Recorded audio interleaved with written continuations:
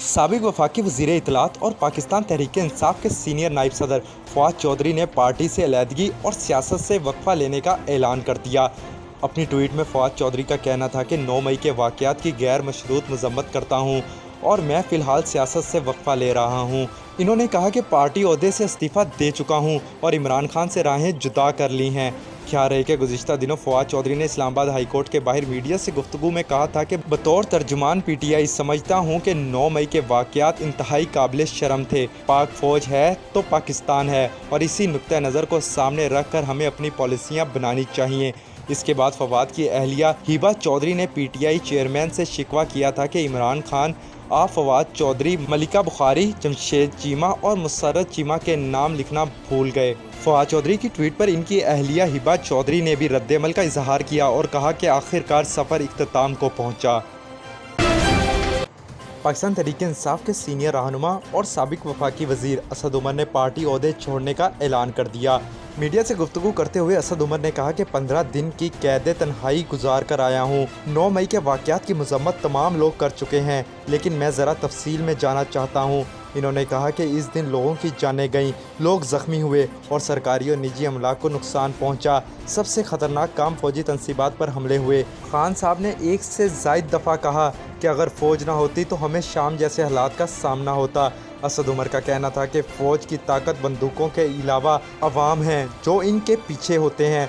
इन्होंने कहा कि 9 मई के वाक़यात की शफाफ तहकीकात होनी चाहिए। जो लोग इसमें मुलविस थे इनको सज़ाएँ होनी चाहिए।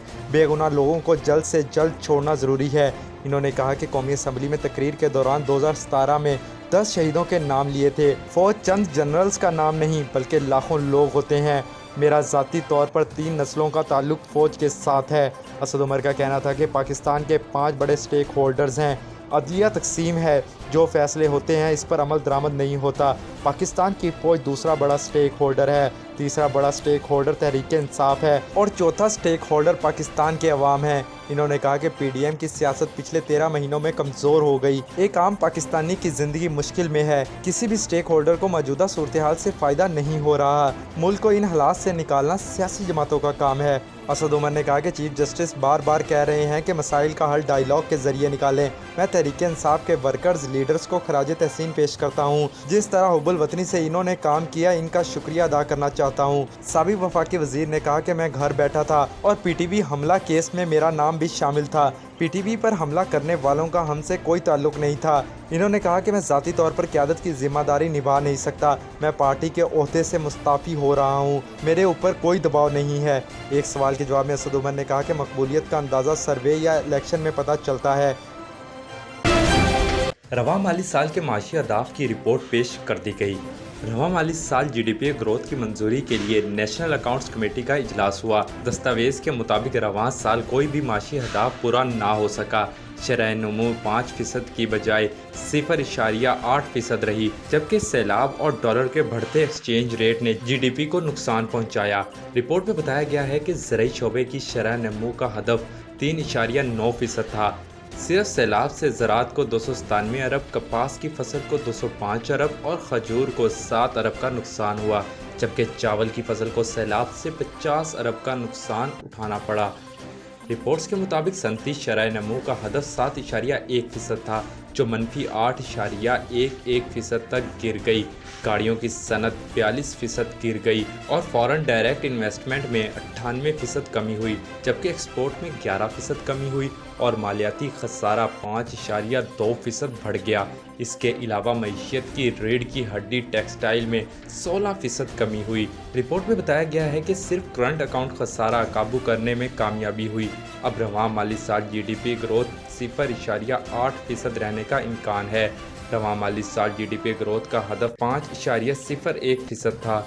ताहम बड़ी सनतों की ग्रोथ -8.1% रहने का इम्कान है। रिपोर्ट के मुताबिक रवां माली साल बड़ी सनतों की ग्रोथ का हदफ 7% से ज़ायद था और ज़राई शोबे की ग्रोथ का हदफ 3.9% था। ज़राई शोबे की ग्रोथ का हदफ भी हासिल नहीं हो सका। दुनिया के अमीर तरीन शख्स बर्नार्ड आर्नल्ड की दौलत में एक दिन में 11.2 अरब डॉलर्स की बड़ी कमी आई है। LVMH कंपनी के मालिक बर्नार्ड आर्नल्ड दुनिया के अमीर तरीन शख्स हैं اور وہ اپریل 2023 میں 200 ارب ڈالر سے زیادہ دولت کے مالک بننے والے تیسرے فرد بھی بن گئے تھے، مگر لگ بھگ 1.5 ماہ بعد ان کی دولت 11.2 ارب ڈالرز کی کمی کے بعد 192 ارب ڈالرز تک پہنچ گئی ہے۔ ان کی دولت میں آنے والی کمی کی وجہ امریکی معاشی صورتحال بنی ہے، جس کے باعث خدشات پیدا ہوئے ہیں کہ پرتعیش اشیاء کی طلب میں نمایاں کمی آ سکتی ہے۔ اگرچہ ان کی دولت میں ایک دن کے دوران نمایاں کمی آئی ہے، مگر 2023 کے دوران برنارڈ آرنلڈ کی دولت میں مجموعی طور پر 29.5 ارب ڈالرز کا اضافہ ہوا ہے۔ البتہ اس کمی کے بعد برنارڈ آرنلڈ اور دنیا کے دوسرے امیر ترین شخص ایلان مسک کے درمیان فرق گھٹ کر محض 12 ارب ڈالرز رہ گیا ہے۔ ایلان مسک اس وقت 180 ارب ڈالرز کے مالک ہیں اور اس بات کا امکان ہے کہ آئندہ چند روز میں وہ ایک بار پھر دنیا کے امیر ترین شخص کا اعزاز اپنے نام کر لیں۔ برنارڈ آرنلڈ اپنی کمپنی کے 41.4 شیئرز کے مالک ہیں اور ان کی دولت میں اضافہ یا کمی کا انحصار حصص کی قیمتوں پر ہوتا ہے۔ ان کی کمپنی کے حصص کی قیمت میں 23 مئی کو 5% کمی آئی تھی۔ LVMH اپریل میں پہلی یورپی کمپنی بنی تھی جس کی مارکیٹ ویلیو 500 ارب ڈالر سے تجاوز کر گئی تھی۔ رواں سال کے دوران اس کمپنی کے حصص کی قیمت میں 23% اضافہ دیکھنے میں آیا۔ چاندنی چوک پر آئیں، گھر جیسا کھانا کھائیں۔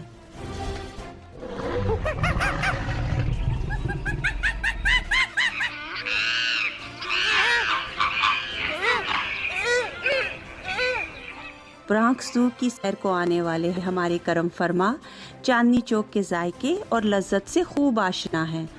چاندنی چوک برانکس ساڈا ریسٹورینٹ ہے، حلال چاندنی چوک، پلیز آؤ اتنے دا فوڈ ٹیسٹ کرو۔ عرصہ دراز سے کاؤنٹی میں رہنے والے حلال دیسی کھانوں کے شوقین بھی صرف چاندنی چوک ریسٹورنٹ کو ہی ترجیح دیتے ہیں، اس لیے کہ ہمارے کھانے بالکل گھر جیسے ہوتے ہیں۔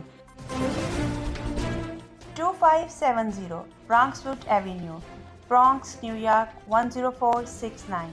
آرڈر کے لیے مظفر بھائی سے رابطہ کیجیے 718-325-5859۔